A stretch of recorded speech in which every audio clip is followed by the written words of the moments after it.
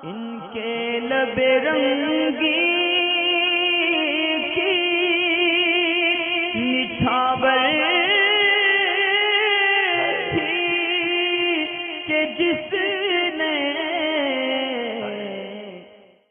Comments पे पूछे गए कुछ सवाल जवाब है, मैं उनको इनफरादी तौर से जल्दी उनके जवाब दे देता हूं क्योंकि कमेंट्स बहुत ज़्यादा होती हैं और मैं कमेंट्स पे पूछे गए सवालों के लिए एक बात अर्ज़ करना चाहता हूं। अगर आप किसी वीडियो के ऊपर किसी सवाल को लेकर कमेंट्स करते हैं तो उसमें इस चीज़ का ध्यान रखें कि कमेंट से पहले आप देख लिया करें कि उसके ताल्लुक से किसी ने पहले सवाल किया हुआ तो नहीं है, क्या उसका जवाब दे रखा है या नहीं दे रखा। बाज़ औक़ात ऐसा होता है कि एक सवाल बार बार दोहराया जाता है और वो जवाब मैं पहले ही कमेंट के अंदर रिकॉर्ड यानी करा चुका होता हूँ, उसको लिख चुका होता है, लेकिन फिर भी उसके बारे में पूछा जाता है। तो जो मैं कमेंट्स अब ला चुका हूँ जिनके बारे में ज़्यादातर बार सवाल होता है, तो कुछ मैंने उनको अलग से निकाल के मैं उनके जवाब एक ही वीडियो में देने की कोशिश करूँगा। फिर इंशाअल्लाह ताला हर बार इसी तरह किया जाएगा कि जो आपके सवालात होते हैं तो उनको कमेंट के अलग से एक सेशन में रिकॉर्ड जो कर लिया जाएगा।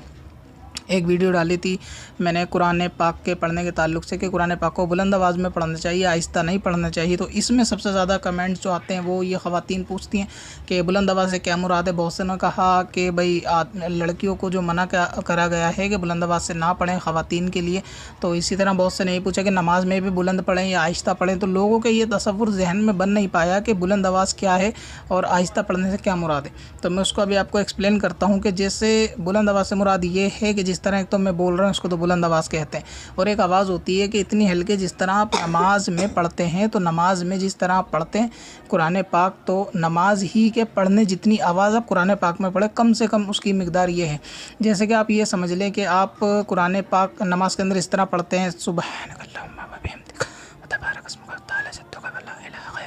तो ये आवाज़ भी काफ़ी है। तो आवाज़ के साथ पढ़ने से ये पढ़ना मुराद है। यानी आप कुरान पाक पढ़ रहे हैं तो इस तरह पढ़ सकते हैं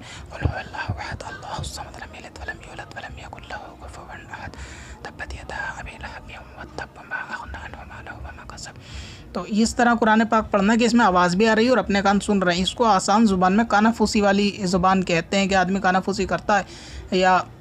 तो उसमें जितनी आवाज़ आती है ये पढ़ना मुराद है। तो यही पढ़ना कुरान पाक के साथ भी ख़ास है और यही पढ़ना नमाज के अंदर भी है। अब अगर ये भी आवाज़ किसी की नहीं निकलती यानी इतनी कि दिल में वो कुरान पाक भी पढ़ता है, नमाज में पढ़ ली, तो उसकी तो नमाज भी नहीं होगी क्योंकि जो तकबीर तहरीमा है उसकी भी कम से कम अल्लाहु अकबर जो पहली है उसमें भी इतनी आवाज़ होनी चाहिए कि कम से कम अपने कान सुने। अब लोगों ने पूछा कि नमाज का क्या हुक्म है, तो नमाज में पढ़ने का भी मैंने हुक्म बता दिया और उसकी मिसाल भी दे दी कि जो कन्फ्यूज़न थी कि बुलंद आवाज़ किसको कहते हैं। हाँ, अगर ये शख्स अपनी ताकत के मुताबिक इतनी आवाज़ निकाल रहा है जितनी मैंने अभी आपको माइक में बोल के दिखाई, लेकिन किसी शोरगुल की वजह से पास पड़ोस में शोरगुल या रेल वगैरह निकलने या उसकी सीटी या किचन में सीटी कुकर वगैरह की बजती है, तो ऐसे में कभी नमाज़ पढ़ते हुए इतनी आवाज़ हम तो निकाल रहे होते हैं, हमारे कानों में नहीं आ रही होती है, तो ये उज्र है। तो इसकी बिना पर आपकी नमाज और कुरान पाक को पढ़ने का सवाब मिलेगा। इसमें किसी तरह की कोई मुमानिअत नहीं है। तो आवाज़ के साथ पढ़ने से यहाँ ये मुराद है।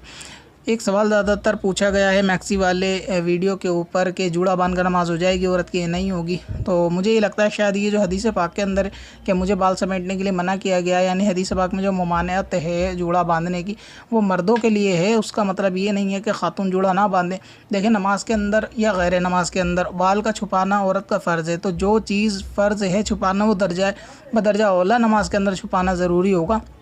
कि नमाज के अलावा अगर बाल खुल भी जाएं या घर के अंदर बाल खुले रहें, दुपट्टा ना रहें, तो उसमें कोई मसला नहीं होता। अगर ख़वातीन है घर में या फिर जो महारिम लोग हैं उनसे कोई मसला नहीं होता, लेकिन नमाज के अंदर तो उस बाल को छुपाना फिर भी ज़रूरी है। तो जूड़े के अंदर ही एहतियात है कि औरत के बाल का पर्दा ज़्यादातर जूड़े ही में होगा। अगर बाल खुले रहेंगे, लंबे लटके रहेंगे कमर से नीचे, तो दुपट्टा बांध लेने के बाद भी वो बाल बाहर नज़र आएंगे, लिहाजा ऐसी सूरत में तो नमाज होगी नहीं। तो औरत के लिए तो बालों का पर्दा ही सबसे ज़्यादा अहमियत जूड़ा बांधने के बाद ही होती है कि जब वो जूड़े को बांध लेंगी तो उसमें ज़्यादा उनकी सेफ्टी है, लिहाजा औरत को जूड़ा बांधकर नमाज हो जाएगी। रुमाना खातून पूछते हैं कि चेहरे पर पाउडर लगाना जायज़ है नाजायज़ है। जी हाँ, पाउडर चेहरे पे लगा सकते हैं, यानी वज़ू के बाद भी लगा सकते हैं, पहले भी लगा सकते हैं, और वैसे मुतलकन भी लगाने में कोई हर्ज नहीं है। एजाज़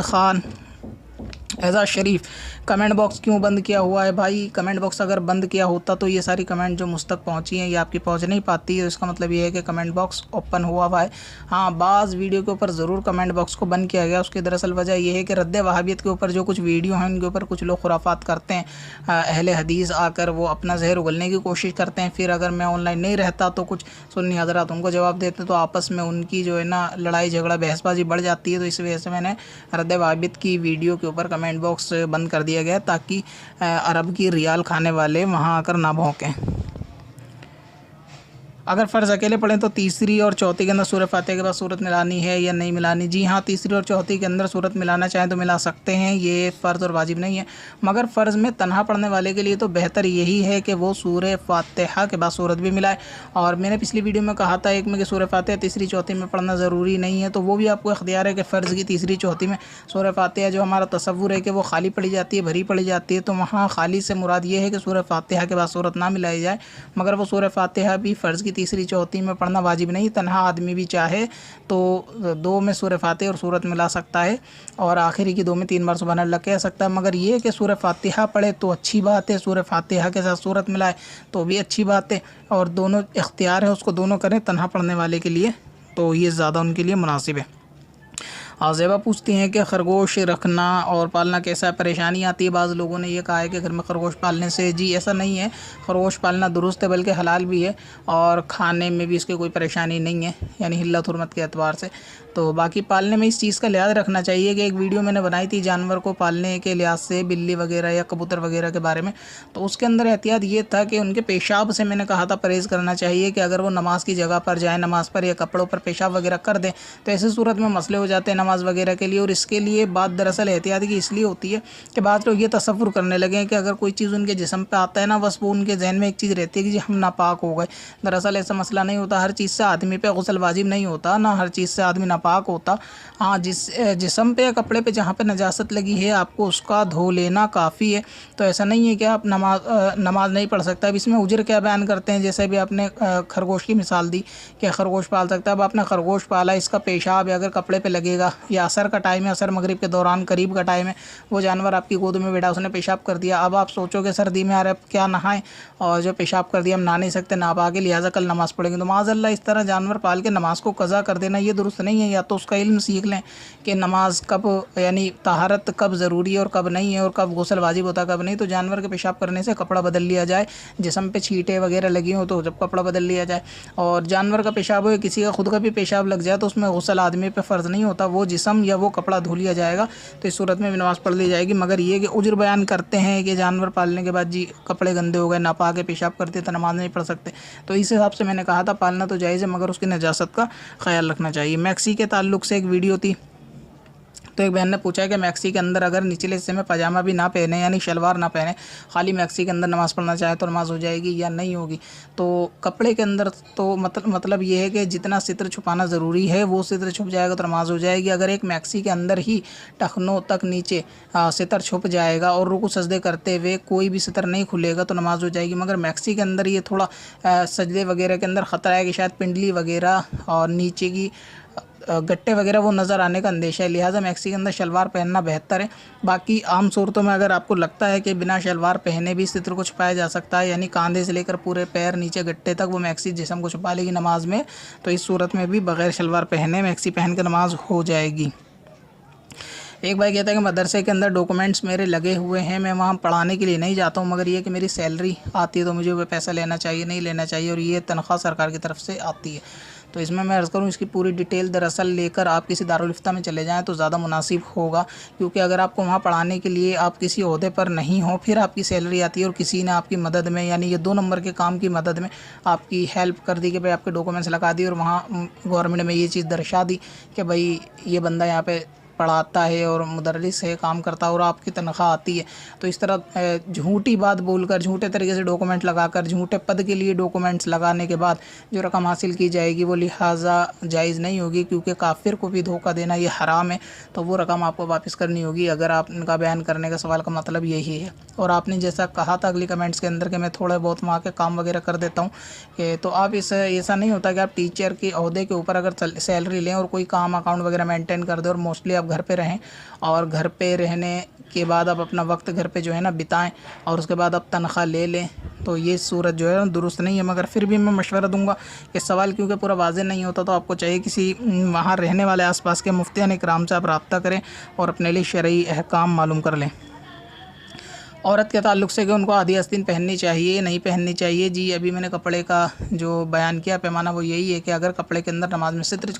छिप जाए तो आधी पूरी का कोई मसला नहीं है। अब ये बाज़ घर के अंदर क्या होता है कि ख़वातीन जो होती हैं टी शर्ट वगैरह पहनी होती हैं या पैजामा इस टाइप का होता है, ट्राउज़र वगैरह बोलते हैं उसको, तो वो टी शर्ट पजामे में दिन में घर में रहती हैं, काम करती हैं। तो जब तक अगर वो घर के अंदर हैं, घर के अंदर शौहर है, छोटे बच्चे हैं या ख़वातीन ही हैं, कोई मर्द नहीं है, तो उसमें कोई मसला नहीं, आधे आस्तीन की पहन लें वो या टी शर्ट वगैरह पहन लें, तो इस किस्म से आधे आस्तीन में कोई मसला नहीं। इसी तरह अगर वो जम्फर वगैरह पहनती हैं जो हाफ बाजू का आजकल होता है, यानी आधी आस्तीन का जो जम्फर होता है, अगर वो भी पहनेंगी, घर के अंदर रहेंगी और गैर की नज़र पड़ने का कोई अंदेशा नहीं है, तो जायज़ है, इसमें कोई ममानियत नहीं है। अब रहा नमाज का मसला, तो नमाज उसमें होगी नहीं होगी, तो ये मामला जब भी तय हो सकता है कि नमाज़ पढ़ते वक्त वो जिस्म जो आधी आस्तीन का नीचे खुला हुआ था वो नमाज़ पढ़ते हुए दिख रहा है या नहीं दिख रहा। अगर उन्होंने उसके ऊपर कोई ऐसी चादर या कोई ऐसी शॉल वगैरह जो है लपेट ली कि जिससे वो आस्तीन और हाथ तक जहाँ छुपाना फ़र्ज़ है वो चीज़ छुप जाती है, तो मसला ख़त्म हो गया। यानी फिर तो हाफ बाजू के अंदर उसको पहनना भी घर के अंदर जायज़ है, कोई शरीयत ने मना नहीं किया अगर घर में पहनना चाहें तो टी शर्ट वगैरह। और इसी तरीके से अगर वो उसके ऊपर नमाज के अंदर चादर वगैरह लपेट लें तो भी कोई मसला नहीं है, यानी नमाज के अंदर जो छुपाना ज़रूरी है आप उसको छुपा लें।